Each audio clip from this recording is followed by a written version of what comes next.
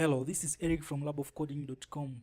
First of all, welcome to this video series. It will be a video series on the Django web framework. Django web framework is a framework which has been in the market for over 10 years now. It has remained steady in terms of its popularity, and it's an excellent tool to have in your tool belt. This is a tutorial series in which we'll be creating a to-do application. I've selected a to-do application because it will give us a chance to go through some of the fundamentals of Django, from which point one you can pick up and proceed to more advanced things in Django. So it will be beginner. So if you're a beginner as far as Django is concerned, this one is for you. A few prerequisites that are needed for you to follow along comfortably. First, you should have Python 3 installed in your system because we're using Django 2, which requires Python 3. Also, you should know some basic knowledge of Python, SQL, and some CSS, which will be good.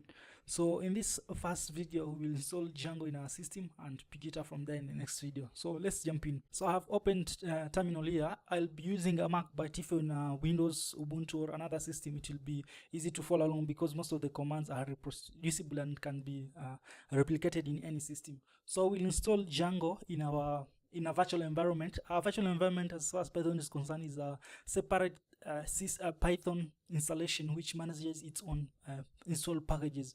So if you have several projects, each project will have its own set of installed apps. Having it that way makes it easy to work with different versions of your applications in different projects so that there are no conflicts. So I've created a simple virtual environment here called code, and this is the virtual environment that I will use in this series. So if maybe you want to learn more about virtual environments, there are some excellent tutorials on the net which you can find. So let's use pip to install Django. Make sure that you're connected to the internet to run this command.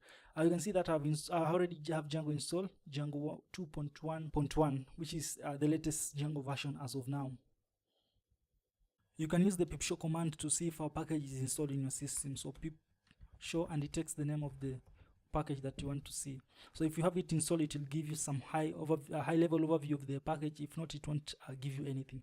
So we have installed Django 2.11. So that's it for now. We'll pick up from this in the next video. Thanks for watching.